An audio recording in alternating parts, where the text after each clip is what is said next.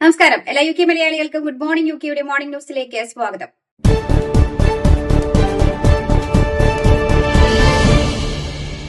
രാജ്യത്ത് അഭയം തേടുന്നവർക്കുള്ള സ്ഥിര പരീക്ഷയുടെ കാലം അവസാനിച്ചതായി ആഭ്യന്തരമന്ത്രി. ഇത് സംബന്ധിച്ച് തിങ്കളാഴ്ച പ്രഖ്യാപനം ഉണ്ടാകുമെന്നാണ് റിപ്പോർട്ടുകൾ.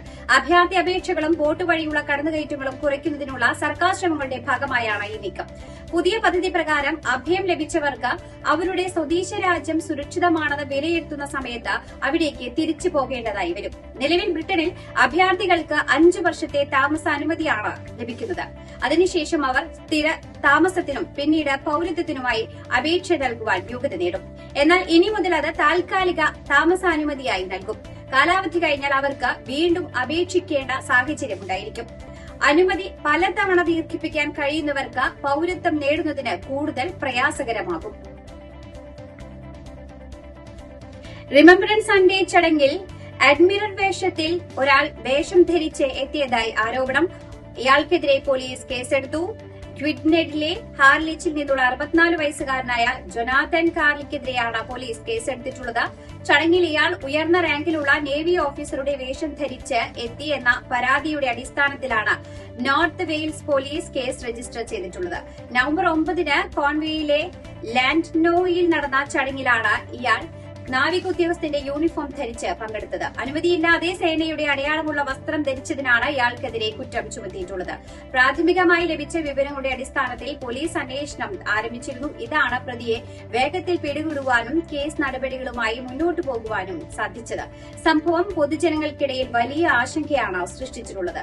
എന്നാൽ ഭാവിയിലെ കോടതി നടപടികളെ ബാധിക്കാവുന്ന തരത്തിലുള്ള ഓൺലൈൻ അനുമാനങ്ങളും ഉള്ളടക്കങ്ങളും പങ്കിടുന്നത് ഒഴിവാക്കണമെന്ന് ചീഫ് ഇൻസ്പെക്ടർ ക്രിസ്റ്റ്യൻ ബെവൻ അറിയിച്ചു.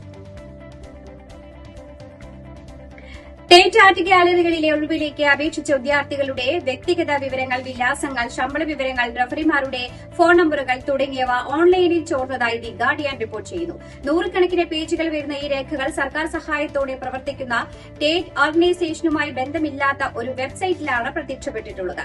Tate Modern, Tate Britain, Tate Saint Ives, Tate Liverpool എന്നിവയാണ് ഈ സ്ഥാപനത്തിന്റെ പ്രധാന കേന്ദ്രങ്ങൾ. 2023 ഒക്ടോബറിൽ വെബ്സൈറ്റ് ഡെവലപ്പറെ കണ്ടെത്തുന്നതിനായി നടത്തിയ നിയമന പ്രക്രിയയുമായി ബന്ധപ്പെട്ട വിവരങ്ങളാണ് ചോർന്നതിൽ ഉൾപ്പെട്ടിട്ടുള്ളത്. 111 പേരുടെ വിവരങ്ങളാണ് ഇതിലുള്ളത്. അപേക്ഷകരുടെ പേരുകൾ ഇല്ലെങ്കിലും അവരുടെ റഫറിമാരുടെ പേരുകളും ചിലരുടെ മൊബൈൽ നമ്പറുകളും വ്യക്തിഗത ഇമെയിൽ വിലാസങ്ങളും രേഖകളിൽ അടങ്ങിയിട്ടുണ്ട്. ഈ ഡാറ്റ എത്ര കാലമായി ഓൺലൈനിൽ ഉണ്ടായിരുന്നു എന്നത് വ്യക്തമല്ല.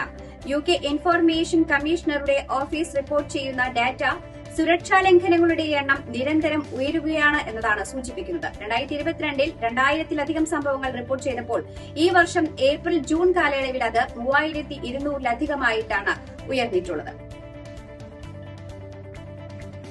ലെസ്റ്റർഷെയറിലെ ഒരു വേനൽക്കാല ക്യാമ്പിൽ പങ്കെടുത്ത കുട്ടികൾക്ക് മധുര പലഹാരങ്ങളിൽ ട്വാൻകിലൈസർ എന്ന മയക്കുമരുന്ന് ചേർത്ത് നൽകി ലൈംഗിക കുറ്റകൃത്യങ്ങൾ നടത്തിയ സംഭവത്തിൽ 76 വയസ്സുള്ള ജോൺ റൂബൻ കുറ്റം സമ്മതിച്ചു.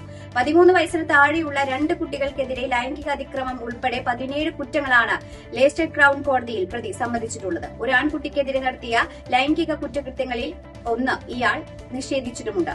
പ്രോസിക്യൂഷൻ ഈ കേസിൽ വാദം തുടരുമോ എന്നതിൽ തീരുമാനമെടുക്കുവാൻ 2 ആഴ്ച സമയം ചോദിച്ചിട്ടുണ്ട്. നവംബർ 28 കൂടുതൽ വാദം കേൾക്കുന്നതിന് മുന്നോടിയായി ഇയാളെ പോലീസ് കസ്റ്റഡിയിൽ വിട്ടിട്ടുണ്ട്. 27 വർഷത്തിലധികമായി ഇയാൾ വേനൽക്കാല ക്യാമ്പ് നടത്തിവരുന്നുണ്ട്. കുട്ടികൾ ഉറങ്ങാൻ തയ്യാറാകുന്ന സമയത്ത് മുറികളിലേക്ക് ചെന്ന് സ്വീറ്റ് ഗെയിം എന്ന പേരിൽ വേഗത്തിൽ മിഠായി കഴിക്കുവാൻ നിർബന്ധിക്കാറുണ്ടെന്ന് പ്രോസിക്യൂഷൻ കോടതിയെ അറിയിച്ചു.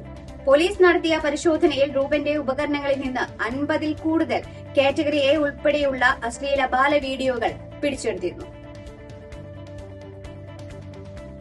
ക്ലൌഡിയ കൊടുങ്കാറ്റിനെ തുടർന്നുണ്ടായ ശക്തമായ മഴ ഇന്നും തുടരുമെന്ന് കാലാവസ്ഥാ വകുപ്പ് മുന്നറിയിപ്പ് നൽകി. വെള്ളപ്പൊക്ക സാധ്യത ഉയർന്ന സാഹചര്യത്തിൽ ഇംഗ്ലണ്ടും വെയിൽസിലും ഉൾപ്പെടെ നിരവധി പ്രദേശങ്ങൾക്ക് Met Office yellow rain warning പ്രഖ്യാപിച്ചിട്ടുണ്ട്.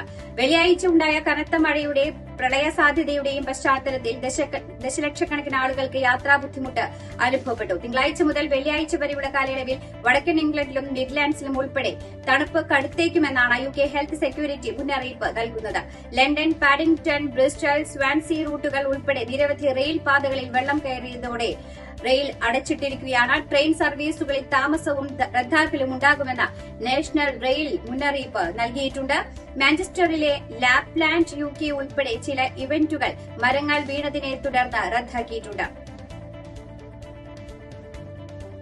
Malayali association of red hills അറേയുടെ വാർഷിക പൊതുയോഗവും 2025-26 വർഷത്തേക്കുള്ള പുതിയ ഭരണസമിതിയുടെ തെരഞ്ഞെടുപ്പും നടന്നു.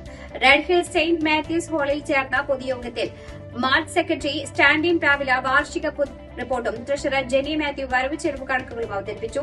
ഇലക്ഷൻ കമ്മീഷൻ അംഗങ്ങളായ ജോസഫ് വി ജോൺ, ജെസിൽ ജോസ്, ടിങ്കു തോമസ് എന്നിവർ നേതൃത്വം നൽകി. തുടർന്ന് ഇലക്ഷൻ കമ്മീഷൻ അംഗങ്ങൾ പുതിയ ഭരണസമിതിയെ പ്രഖ്യാപിച്ചു. പ്രസിഡന്റായി ജിബ്സൺ തോമസിനെയും സെക്രട്ടറിയായി എവിൻ അവറാച്ചിനെയും ട്രഷററായി ജോസിൻ പഗലോമെറ്റിനെയും തെരഞ്ഞെടുത്തു. ജോബി ഫിലിപ്പ്, ഷെന്നി ജോസ്, സ്മിത ജോയ്സ്, സിനി സേവിയർ, ബിജു ജോർജ്, ജോബിൻ ജോസ്, വിനീത് PT, സിജോ ഫ്രാൻസിസ്, CR റോസ് മാത്യു എന്നിവരാണ് എക്സിക്യൂട്ടീവ് കമ്മിറ്റി അംഗങ്ങൾ. ജമ്മു കാശ്മീരിലെ നൌഗാം പോലീസ് സ്റ്റേഷനിൽ നടന്ന സ്ഫോടനത്തിൽ മരണസംഖ്യ 9 ആയി. 29 പേർക്ക് പരിക്കേറ്റെന്ന പുതിയ വിവരവും പുറത്തുവരുന്നുണ്ട്. സ്ഫോടനം നടത്തിയെന്ന് അവകാശപ്പെട്ട് ജെയ്ഷെ മുഹമ്മദിന്റെ നിഴൽ സംഘടന രംഗത്ത് വന്നിട്ടുണ്ട്. അട്ടിമറി അടക്കം എല്ലാ സാധ്യതയും ഏജൻസികൾ അന്വേഷിക്കുന്നുണ്ട്. സ്ഫോടനത്തിൽ പോലീസ് സ്റ്റേഷന് സമീപത്തുള്ള വീടുകളും തകർന്നിട്ടുണ്ട്. സ്ഫോടനത്തെക്കുറിച്ച് കൂടുതൽ വിവരങ്ങൾ ജമ്മു കശ്മീർ DGP മാധ്യമങ്ങളെ പിന്നീട് അറിയിക്കും. സഞ്ജു സാംസൺ ഇനി ചെന്നൈ സൂപ്പർ കിങ്സിൽ. സോഷ്യൽ മീഡിയയിലൂടെയാണ് ചെന്നൈ ഇക്കാര്യം പുറത്തുവിട്ടിട്ടുള്ളത്. രവീന്ദ്ര ജഡേജ, സാം കരൺ എന്നിവരെ രാജസ്ഥാനും വിട്ടുകൊടുത്തു. ചെന്നൈയിൽ സഞ്ജുവിന്റെ റോൾ എന്തായിരിക്കുമെന്ന് വ്യക്തമല്ല. ആദ്യ സീസണിൽ തന്നെ ക്യാപ്റ്റൻ സ്ഥാനം നൽകിയേക്കില്ല എന്നതാണ് വിവരം. ഋതുരാജ് ഗെയ്ക്വാദാണ് നിലവിൽ ടീമിനെ നയിക്കുന്നത്. ഏറെ നേരത്തെ ചർച്ചകൾക്കും അഭ്യൂഹങ്ങൾക്കും ശേഷമാണ് ഇക്കാര്യത്തിൽ തീരുമാനമാകുന്നത്. ഇതോടുകൂടി ഈ വാർത്താ ബുള്ളറ്റിൻ ഇവിടെ അവസാനിക്കുകയാണ്. എല്ലാ പ്രേക്ഷകർക്കും നല്ലൊരു ദിനം ആശംസിക്കുന്നു. കൂടുതൽ വാർത്തകളുമായി നാളെ കണ്ടുമുട്ടാം. എല്ലാവർക്കും നന്ദി, നമസ്കാരം.